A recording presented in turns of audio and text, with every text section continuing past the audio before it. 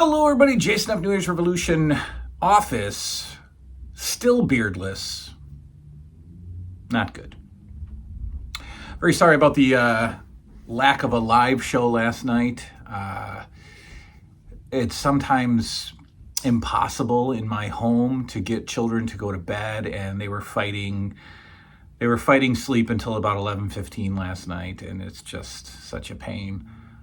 So live show didn't happen. I'm probably not going to announce live shows. I'm just going to do them, and I'd like to do them on a consistent day, maybe a Monday night. I don't know, maybe tonight. I have to pre-bowl with my son.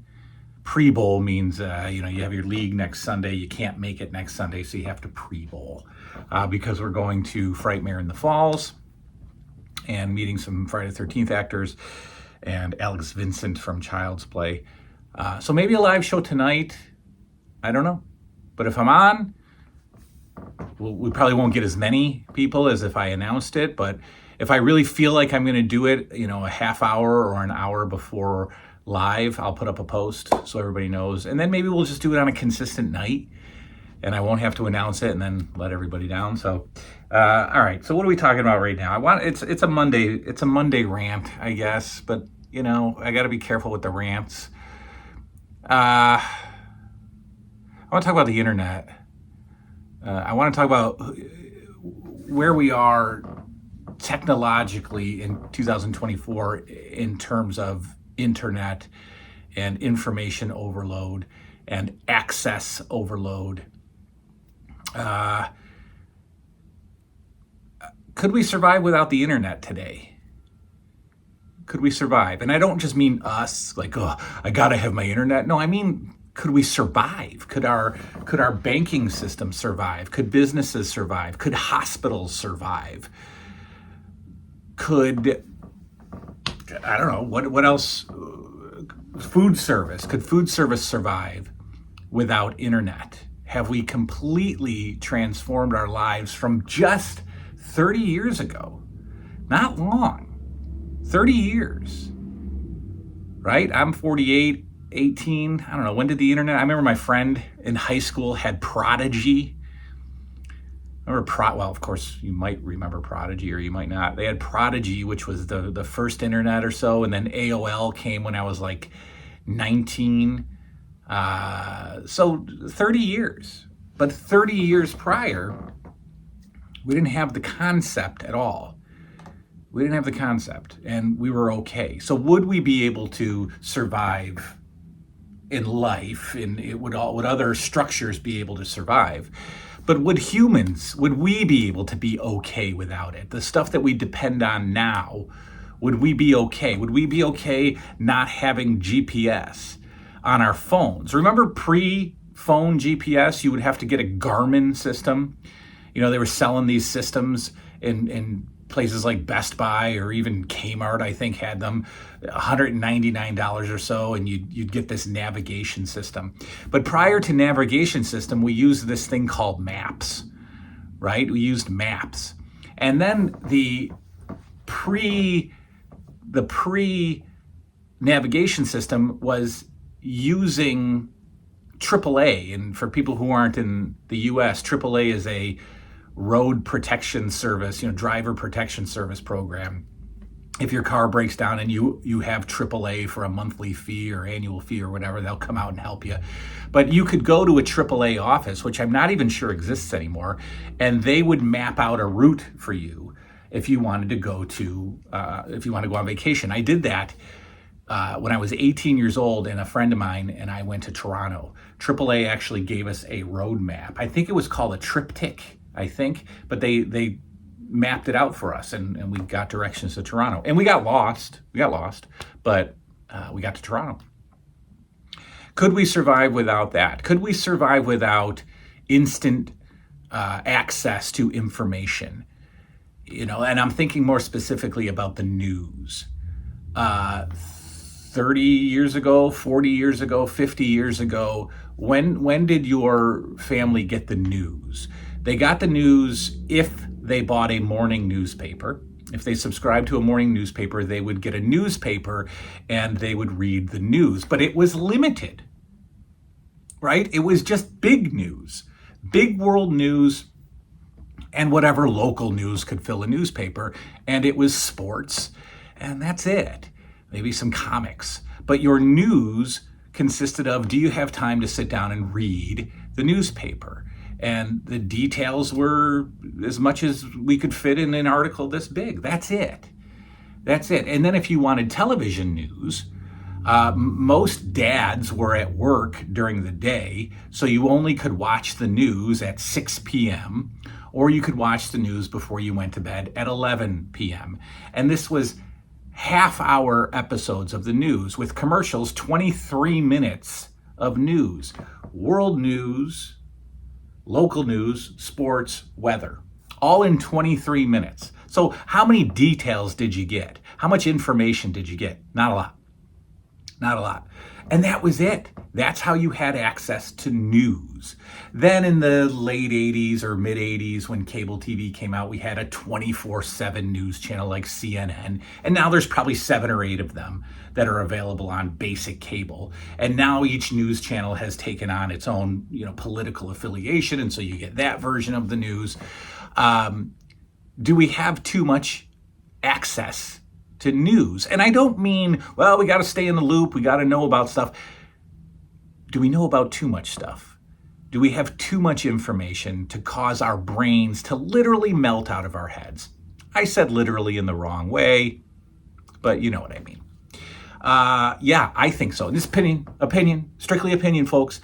I think I have too much access to news, where I absolutely limit the amount of news that I get. I get none. I pretty much get none. I changed my home screen on my phone to just Google, just the Google bar, the Google search bar, because at one point it was Yahoo, and I would be drawn to, whenever I swiped my phone up to turn it on, I would be drawn to look through the Yahoo stories, and they all suck. Back in 1984, we didn't have blow-by-blow access to P. Diddy's criminal charges. We didn't get to read the details of some of the things that people have done or people are doing. We didn't have to read. We didn't have access to the gruesome details about a person's criminal activity or about their lives. I saw a news story recently here locally. A woman was kidnapped and beaten in her car, and she bit one of the attackers and escaped and recovered. Okay, so that was a news story. I read it because I had a little bit of a connection to the person just through some, just through work and things like that. But I also included in the story were 8 pictures of this poor girl's destroyed face. And I was just like, why am I seeing this? Why am I exposing myself to such trauma and such tragedy and such crisis? And what kind of an impact is that having on me that I'm seeing these images? Well, that's just the news, folks. That's just the stuff that is put out there for everybody to see. The internet has also provided us an opportunity to go extremely deep into the pit of evil, folks, and see horrible images, anything we want to see. We couldn't see those things before. We didn't have access to those things before, right? Remember Faces of Death, the VHS movie that we all freaked out about as kids? That movie is practically a cartoon. That movie is practically a G-rated cartoon compared to what we are able to see on the internet today. If I wanted to see a suicide, I could. If I wanted to see a beheading, I could. If I wanted to see a gang assault and a vicious beating, I could. I could watch car accidents all day on the internet if I wanted. I could see videos of animal cruelty, I'm sure, anywhere if I searched deep enough for it. Okay? Should our brains have to see that stuff? Were we ever meant as humans to see that stuff? I don't want to see it, and I've seen some things that I wish I didn't see when I was younger and curiosity got the best of me. Now, mind you, I say all that stuff on a YouTube video, right? A YouTube video that's on the internet being broadcast and doing something that I would never have been able to do 30 years ago before the internet. And sure, yeah, it's kind of a double standard, but could we do without it?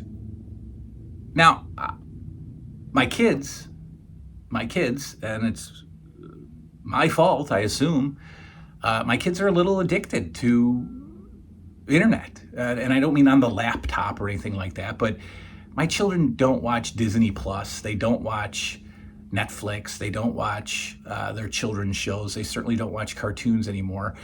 My children's television viewing are YouTube shorts. Constant, repetitive, one after the next YouTube shorts about nonsense, about people eating spicy foods, about people fishing, about people playing Fortnite, about the best NFL plays of the week, about slow motion balloons being popped, about things being thrown slowly into a fan and bursting apart. My children watch this as if they are droids. They just stare and stare and stare. Yes, we pull them off them eventually, but if we don't pay attention, which we're probably not 24/7, if I wake up on a Sunday morning and I'm outside doing the lawn and their mother is doing something, my children are unattended, as most children are, and they're just staring at these shorts over and over and over again. And they become addicted to them. They become obsessed with them. And I don't think that's good. I'm not a censorer. I'm not a prude when it comes to this stuff. I do want my kids to have some freedom and have a good time with some of the things that they see, but it just seems like there's nothing in moderation anymore. I guarantee you, binge watching is a brand new term. Binge watching is something that we created in this generation. You didn't binge watch Growing Pains in 1985. That wasn't possible. You didn't do that. In fact, you didn't even binge watch TV back then either. We didn't. We didn't stay home sick from school and watch 10 hours of television. We didn't. You know why? Because there was nothing on for us to watch. So we would read a comic book or read a wrestling magazine or bring our sick selves down to the floor and sit there with our headache and play with our LJN wrestling figures. Right? We watched TV in the morning when some game shows and some cartoons were on. Then we took a break until about 4 p.m. and then we watched more cartoons, more game shows, and then maybe some primetime wrestling. But there was no binge watching anything back then. The first time I ever binge watched something was when my dad, when we had visitation with my dad on weekends, and he'd stop and get 2 movies from Blockbuster and we'd watch both of them. That was 1987's version of binge watching. And are we spoiled, obviously, because of the internet? Everything is done for us. Again, I like the convenience. I don't want to write a check and send it to the gas and electric company. I like that it comes right out of my checking account. I don't like to call a 1-800 number and order something and hope in 4 to 6 weeks it shows up at my door. I like Amazon, and I like to know that it's going to be there tomorrow morning, and I like to be able to track it and watch it the whole time. Sure, I like that convenience. Love that convenience. I wouldn't have the toy collection that I had if it weren't for the internet. eBay has allowed us to buy all of our collectibles and things that we wanted. So I do use the internet, and I am thankful for it, but has it ruined us? Is it our downfall? Is it going to kill us all? How? I don't know. I'm just being dramatic, but is the internet too much? And what would be so wrong with having to sit down once a month with your stack of bills and write your checks like dads in the 50s and 60s and 70s and 80s did? Don't bother dad, it's bill payment time. Don't bother dad, he's in the den writing checks. Don't bother dad, he's got to pay the bills. What's wrong with that? What's wrong with being responsible enough to buy stamps and send them off to the post office? Is that so bad? Would we not be able to survive if we had to go to the bank to withdraw money or go to the bank to deposit money? Now, ATM machines are fine. I'm not complaining about everything, but was it really that bad that we had to improve on everything? We had to make literally everything more convenient? For what benefit? We're the worst we've ever been. We're the worst we've ever been. I think. I mean, I haven't been alive forever. I'm sure other eras in U.S. history or world history that it was pretty bad, but I don't know. I'm not sure. Do we really need this much convenience? Do we really need everything taken care of for us? And do we really need to depend on something that if it went down, the country would go down with it? Do we really want something that if it goes down, we're gone? I don't want to depend on something that much. I'd still like to be able to have access to money and buy food and have gasoline and be able to still run life if the internet goes down. Anyway, I'm just complaining. Is it something that has it been? Yes, it's benefited us. Has it benefited us for the better? I don't think so. I think we're worse off for it. But that's just my opinion. I could be wrong. We'll see you next time. Good night now.